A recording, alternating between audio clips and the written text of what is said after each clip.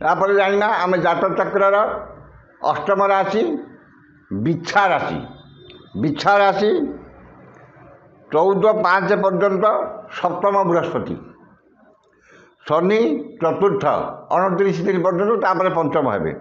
राहु पंचम 18/5 पर हे पंचम, केतु एकादश पर हे आपणकर दशम। ये हूँ ग्रह मान स्थिति बिच्छा राशि।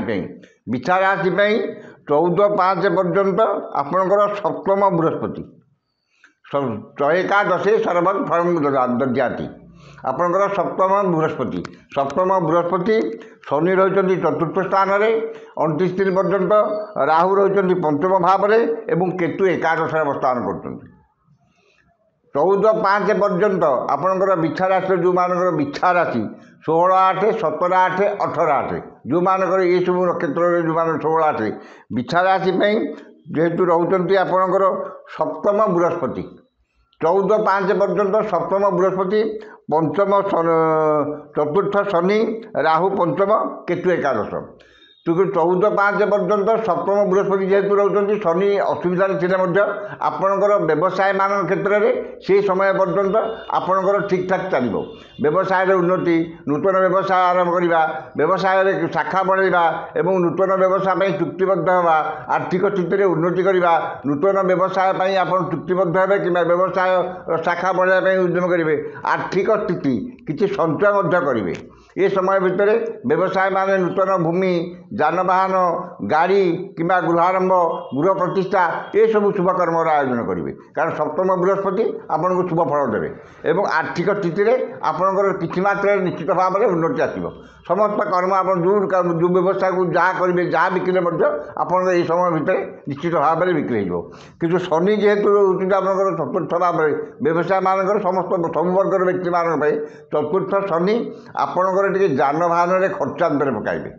ये समय भितर आपंकर गाड़ीटे किनुंट आप गाड़ी बारंबार खराब हाँ कि पैसा पत्र हजिजा, धन नष्ट होगा कि धन को नहीं बद माली मकदमा लगी, जगह जमी पारिवारिक बद, जमी जमा बद, ये समस्त मतलब व्यवसाय मान क्षेत्र में समस्त क्षेत्र में ये सब सर्ववर्गर व्यक्ति मान प्रति ये चतुर्थ शनि असुविधा टे पकड़े, जोटा कि जगह जमी आर्थिक क्षति जिन करेंगे। कि सप्तम बृहस्पति जेहतु रोटी जहाँ खर्च बार्त है आर्थिक नष्ट है किसी मात्रा व्यवसाय मान क्षेत्र में 14/5 पर्यंत निश्चित भाव में व्यवसाय उन्नति एवं आर्थिक स्थिति समस्या जान ये सब जिन आपंकर उन्नतिमूलक कर्म निश्चित कौन प्रतिबंधक आसना।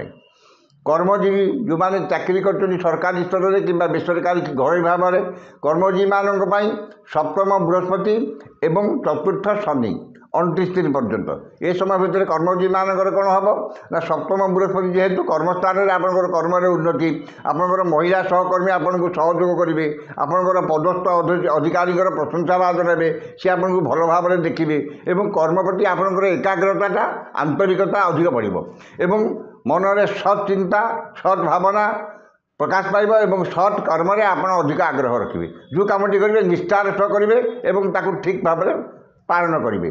जो कमटी आप कमिटमेंट कर जहाँ कर कमटी समस्त भल हम से कमटी समस्त को पसंद योग्य हम आप कर्म समस्त खुशी व्यक्त करेंगे।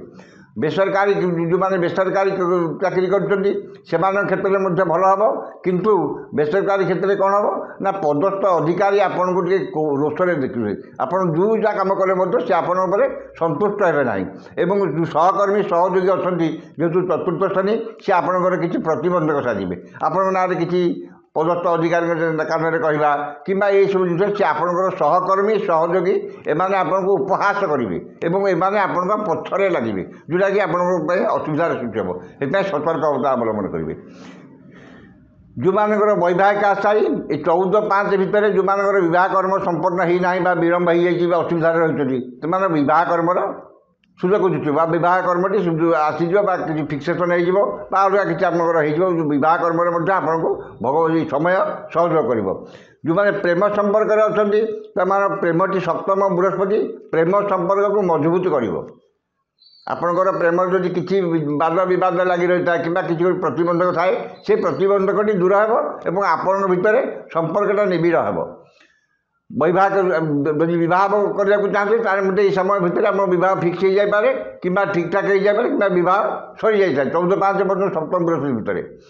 ଶିକ୍ଷାର୍ଥୀମାନେ ସପ୍ତମ ବୃହସ୍ପତି ଯେହେତୁ ରହୁଛନ୍ତି ବିଦ୍ୟାରେ ଆଗ୍ରହୀ ହେବେ, ତାଙ୍କର ବିଦ୍ୟା ପ୍ରତି ଆଗ୍ରହ ବଢ଼ିବ। ଯେଉଁମାନେ ଉଚ୍ଚଶିକ୍ଷା ପାଇଁ ଉଚ୍ଚଶିକ୍ଷା ପାଇବା ପାଇଁ ଚେଷ୍ଟା କରୁଛନ୍ତି ସେମାନେ ଉଚ୍ଚଶିକ୍ଷାର ସୁଯୋଗ ସୃଷ୍ଟି ହେବ। ବିଦେଶ ଯାତ୍ରା କରିବେ ଉଚ୍ଚଶିକ୍ଷା ପାଇଁ କିମ୍ବା ତାଙ୍କର ମନ ମୁତାବକ ଶିକ୍ଷାନୁଷ୍ଠାନ ଏବଂ କଲେଜ ସ୍କୁଲ ଏଥିରେ ଆଡ଼ମିସନ୍ କରିବାର ସୁଯୋଗ ନିଯୁଟିବ। ଭଲ ଶିକ୍ଷାନୁଷ୍ଠାନ ସେମାନେ ପ୍ରବେଶ କରିବେ ଏବଂ ବିଦ୍ୟା ପ୍ରତି ସେମାନେ ବିଦ୍ୟାରେ ଭଲ ଆକ୍ସେସ୍ କରିବେ। କାରଣ ଏଇ ଯେଉଁ 14/5 ଭିତରେ ଆପଣଙ୍କର ନିଶ୍ଚିତ ଭାବରେ ଯେଉଁମାନେ ମାଟ୍ରିକ ପରୀକ୍ଷା ତାଙ୍କର ଏ ଭିତରେ ମାଟ୍ରିକ ପରୀକ୍ଷାଟି ହେବ। ଯେଉଁମାନେ କଲେଜ ସବୁ ଫେବୃଆରୀରୁ ମାର୍ଚ୍ଚ ଭିତରେ ଆପଣ ନିହାତି ଭାବରେ ପରୀକ୍ଷାଟି ମାନେ ମୁଖ୍ୟ ପରୀକ୍ଷା ଯେଉଁମାନେ ମାଟ୍ରିକ ଦେଉଛନ୍ତି, ଯେଉଁମାନେ ଆଇ ଦେଉଛନ୍ତି କିମ୍ବା ଏ ଯେଉଁ +2 +3 ଏଇମାନଙ୍କର ରେଜଲ୍ଟ ଏଇ ଭିତରେ ପରୀକ୍ଷାଟି ନିଶ୍ଚିତ ଭାବରେ ମୁଖ୍ୟ ପରୀକ୍ଷା ଯେଉଁଟା ସେଇଟା ଆପଣଙ୍କର ଶେଷ ପରୀକ୍ଷା। ସେଥିରେ ଆପଣ ସକ୍ସେସ୍ ପାଇବେ। ଯେତିକି ମାର୍କ ରଖିବା ପାଇଁ ଚାହୁଁଛନ୍ତି ଆପଣ ସେତିକି ମାର୍କ ରଖିବେ, ଏଥିରେ କିଛି ଅସୁବିଧା ହେବ ନାହିଁ। ବିଦ୍ୟାର୍ଥୀମାନେ ସକ୍ସେସ୍ ହେବେ। ଗୃହିଣୀମାନେ ଯେହେତୁ ସପ୍ତମ ବୃହସ୍ପତି ରହୁଛନ୍ତି, ସେ ଗୃହିଣୀମାନେ କ'ଣ ହେବ ନା ସ୍ୱାମୀ ସ୍ତ୍ରୀ ଭିତରେ ସମ୍ପର୍କଟା ମଜବୁତ ହେବ। ଆପଣ ଯେଉଁ କଥାଟା କହିବେ ତାଙ୍କୁ ଭଲ ଲାଗିବ, ସେ ଯେଉଁ କଥାଟି କହିବେ ଆପଣଙ୍କୁ ଭଲ ଲାଗିବ। ସ୍ୱାମୀ ସ୍ତ୍ରୀ ସମ୍ପର୍କଟି ମଜବୁତ ହେବ ଏବଂ ଆପଣଙ୍କର ପରିବାରରେ ସୁଖ ଶାନ୍ତିର ପରିବେଶ ରହିବ ଏବଂ ସମସ୍ତଙ୍କ ମଧ୍ୟରେ ଉତ୍ତମ ବୁଝାମଣା ରହିବ। ଏ ସମସ୍ତ ରହିବ ଆପଣଙ୍କର 14/5 ପର୍ଯ୍ୟନ୍ତ। ଏବଂ ଆଉ ଯେଉଁମାନେ ରହିଲେ ଗୃହିଣୀମାନେ ତାଙ୍କର ସ୍ୱାସ୍ଥ୍ୟଗତ ସମସ୍ୟା କିଛି କେବଳ ଯେହେତୁ ଚତୁର୍ଥରେ ଶନି ରହିଛନ୍ତି ଆପଣଙ୍କର ଗୋଡ଼ ହାତ ଘୋଡ଼ା ବିନ୍ଧା, ଜଏଣ୍ଟ ପେନ୍, ବାୟୁ ରୋଗ, ବାତ ରୋଗ ଏ ସମସ୍ତ ଜିନିଷ ଟିକେ ହେବ। 14/5 ପରେ ବା 14/5 ଏପଟେ 14/5 ପରେ ବୃହସ୍ପତି ଚଳନ, 29 ଦିନରେ ଶନି ଚଳନ। 14/5 ପରେ ବୃହସ୍ପତି ଅଷ୍ଟମ ହେଇଯିବେ, ଶନି ହେଇଯିବେ ପଞ୍ଚମ, ରାହୁ ହେଇଯିବେ ଚତୁର୍ଥ ଏବଂ କେତୁ ହେଇଯିବେ ଦଶମ। ये स्थिति जो आसवा आपंकर 14/5 ବା 14/5 पर बृहस्पति अष्टम, 29 दिन पर शनि पंचम, ये जो जिनटी आपंकर हम ये जिनटी आपंकर मे मास पर मार्च मास पर आपंकर आरंभ हम खराब पीरियड।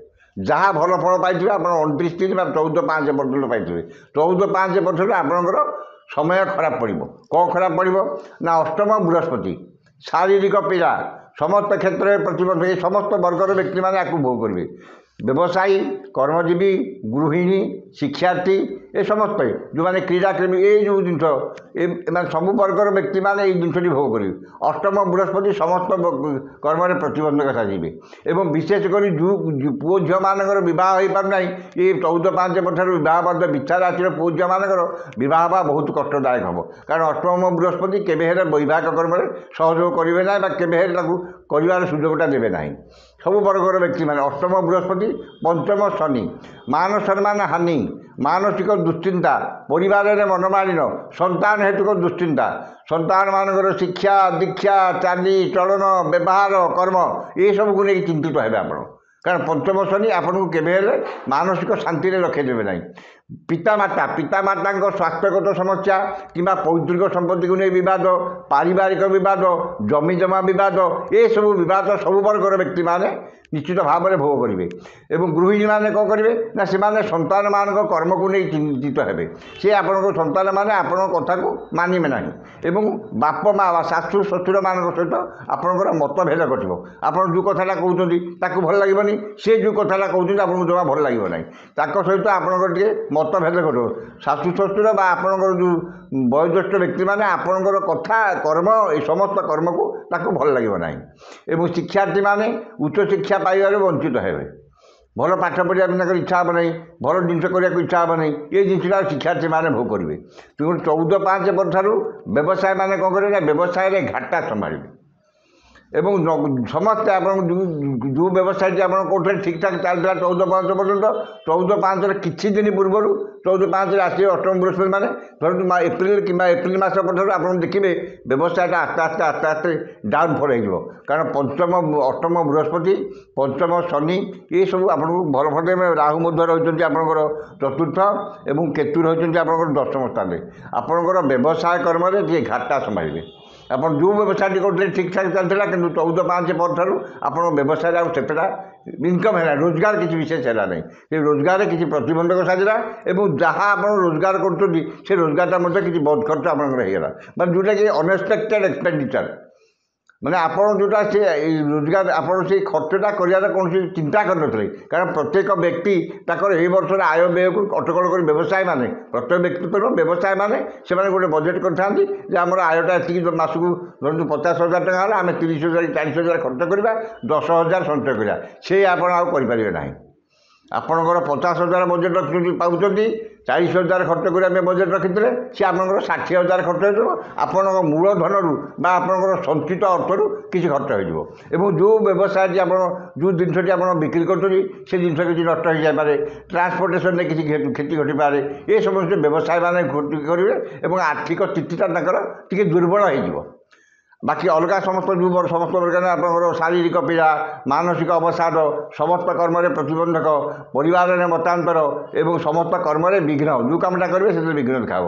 ମାନ ସମ୍ମାନ ହାନି, ସନ୍ତାନ ହେତୁକ ଦୁଶ୍ଚିନ୍ତା, ଏସବୁ ବର୍ଗ ବ୍ୟବସାୟୀ କି ବ୍ୟବସାୟୀ, କର୍ମଜୀବୀ, ଗୃହିଣୀ, ଶିକ୍ଷାର୍ଥୀ ସମସ୍ତେ କରିବେ, ଆପଣ ମଧ୍ୟ ସେଥିରୁ ଭୋଗ କରିବେ। କର୍ମଜୀବୀମାନଙ୍କର ଯେଉଁମାନେ ସରକାରୀ କ୍ଷେତ୍ରରେ ଅଛନ୍ତି ସେମାନଙ୍କର ସମ୍ମାନ ହାନି ଘଟିବ। ସମ୍ମାନ ହାନି, ସହକର୍ମୀଙ୍କର ବିରୋଧ, ସହକର୍ମୀଙ୍କର ଉପହାସ ଏବଂ ପଦସ୍ଥ ଅଧିକାରୀଙ୍କର ରୋଷର ଶିକାର ହେବେ। ଯେଉଁମାନେ ସରକାରୀ କ୍ଷେତ୍ରରେ ଚାକିରି କରିଛନ୍ତି ସେମାନଙ୍କର କାମରେ ଟିକେ ଅବହେଳା ହେବ। କାମଟା ଠିକ୍ ଠାକ୍ରେ ମେଣ୍ଟେନ୍ କରିବା ନାହିଁ। 10ଟା ବେଳେ ଅଫିସ୍ 11ଟା ବେଳେ ଯିବେ, ଯେଉଁଥିପାଇଁ ସେମାନେ ସମସ୍ତଙ୍କର ଉପହାସର ଇଏ ହେବେ, ସରବ୍ୟ ହେବେ ଏବଂ ଉପରିସ୍ଥ କର୍ମଚାରୀ ଆପଣଙ୍କ କାମରେ ସାଟିସ୍ଫାଏଡ଼୍ ହେବେ ନାହିଁ। ଆପଣ ଯେଉଁ କାମଟି କରୁଛନ୍ତି, ଆପଣ ଯେତେ ଭଲ କାମ କରନ୍ତୁ ସେ ଆପଣଙ୍କୁ କ'ଣ ହେଲେ ପଦେ କହିବ। ଏମିତିକି ଆପଣଙ୍କ ପଞ୍ଚମ ଶ୍ରେଣୀ 29 ଦିନ ଆସିଲା ପରେ ଆପଣଙ୍କ ଅଫିସରେ ଯିଏ ଚତୁର୍ଥ ଶ୍ରେଣୀ କର୍ମଚାରୀ ମଧ୍ୟ ଆପଣଙ୍କୁ ଅପମାନ କରି କଥା କହିବ। ସେ ଆପଣଙ୍କ କଥା ଇଏ କରିବେ ନାହିଁ। ଆପଣ ଯେତେ ବଡ଼ ଅଫିସର ହେଇଥାନ୍ତୁ ସେ ଆପଣଙ୍କୁ ଅସମ୍ମାନ କଲା ପରି କଥା କହିବ ଏବଂ ଆପଣଙ୍କ କଥାକୁ ସେ ଗ୍ରହଣ କରିବ ନାହିଁ। ଆପଣଙ୍କୁ ଦରକାର ପଡ଼ିଲେ ପଦେ ଅଧେ ଶୁଣେଇଦେବ।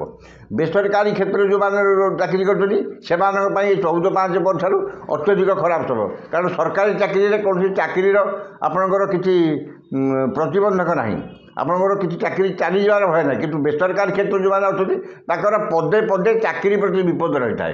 କାରଣ ଆଜି ଅଛନ୍ତି ସେ ଆପଣଙ୍କର ବାଥରୁମ୍ ଯାଇକି ଆସିଲା ବେଳେ ମଧ୍ୟ ଚାକିରି ନଥାଇପାରେ।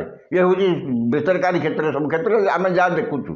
ତେଣୁକରି ବେସରକାରୀ କ୍ଷେତ୍ରରେ ଆପଣଙ୍କର ଯେହେତୁ ପଞ୍ଚମ ଶନି, ଅଷ୍ଟମ ବୃହସ୍ପତି 14/5 ବର୍ଷରୁ ଆସୁଛନ୍ତି, ତେଣୁକରି ଆପଣଙ୍କର ବେସରକାରୀ ଚାକିରି ଯେଉଁମାନେ କରୁଛନ୍ତି ତାଙ୍କର କର୍ମରେ ଅସୁବିଧା ସୃଷ୍ଟି ହେବ।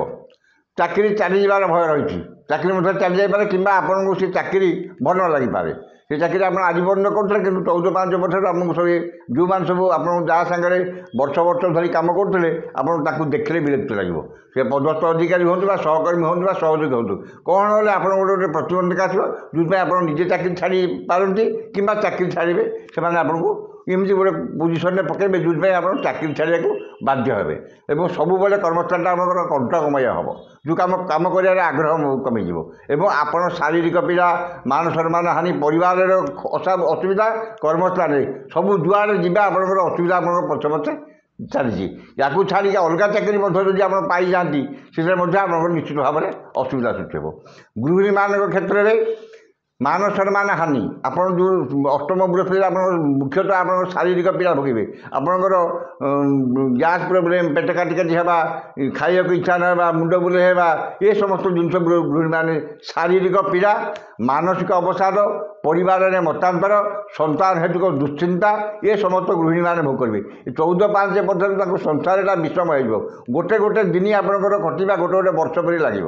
ଆପଣଙ୍କୁ ସକାଳ ପାଇଲେ ଆପଣ ଚିନ୍ତା କରିବେ ଆଜି କେମିତି କ'ଣ କଟିବ। କାରଣ ସବୁଆଡ଼ୁ ଆପଣ ଉପହାସରେ ପାଇବେ। ଆପଣଙ୍କ ସ୍ୱାମୀ ଆପଣଙ୍କୁ କିଛି କହିବେ, ସନ୍ତାନମାନେ ଆପଣଙ୍କୁ ପଦେ ଅଧେ କହିବେ, ତାଙ୍କ ଚାଲିଚଳନ ଠିକ୍ ଠାକ୍ ଆପଣଙ୍କୁ ଲାଗିବନି ଏବଂ ଶାଶୁ, ଶ୍ୱଶୁର, ଯାଆ, ଦିଅର, ଦେଢ଼ଶୁର ସମସ୍ତେ ଆପଣଙ୍କର ଅସମ୍ମାନ କରିବେ ବା ଆପଣଙ୍କର ସେ ଘରଟି ଆପଣଙ୍କର ପୁରା ସବୁ ପରିବେଶ ଆପଣଙ୍କର ଅସୁବିଧା ଟିକେ ହେଇଯିବ। ମାନ ସମ୍ମାନ ହାନି, ମନଟା ସବୁବେଳେ ବିଷଣ୍ଣ ରହିବ, କାରଣ ଦେହଟି ଭଲ ରହୁନି, ପାରିବାରିକ ସ୍ଥିତି ଭଲ ନାହିଁ, ଏସବୁ ନେଇକି ଆମ ଗୃହିଣୀମାନେ ଚିନ୍ତିତ ହେବେ।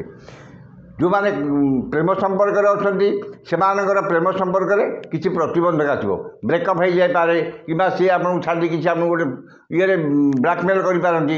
ଏସବୁ ଅଷ୍ଟମ ବୃହସ୍ପତିରେ ଆପଣ ଭୋଗ କରିବେ। ତେଣୁକରି ସତର୍କତା ଅବଲମ୍ବନ କରିବେ ଏବଂ ଆଉ ଗୋଟିଏ ରହିଲା ଆପଣଙ୍କର କ'ଣ ଯେଉଁମାନଙ୍କର ବୈବାହିକ ଆଶାୟୀ ବୈବାହିକ ଆଶାୟୀମାନଙ୍କର ବିବାହ କର୍ମ 14/5ରେ ହେବାର ସମ୍ଭାବନା ବହୁତ କମ୍। ଯଦି ଜାତକରେ କିଛି ଶୁଭ ସମୟ ଥାଏ ତାହେଲେ ବିବାହ ହୋଇଯାଇପାରେ, କିନ୍ତୁ ଅଷ୍ଟମ ବୃହସ୍ପତି ଗୋଚରରେ ଯେହେତୁ ରହୁଛନ୍ତି ବିବାହ କର୍ମ ସମ୍ପନ୍ନ ହେବାର ସମ୍ଭାବନା ବହୁତ କମ୍। ତେଣୁ ସତର୍କତା ଅବଲମ୍ବନ କରିବେ।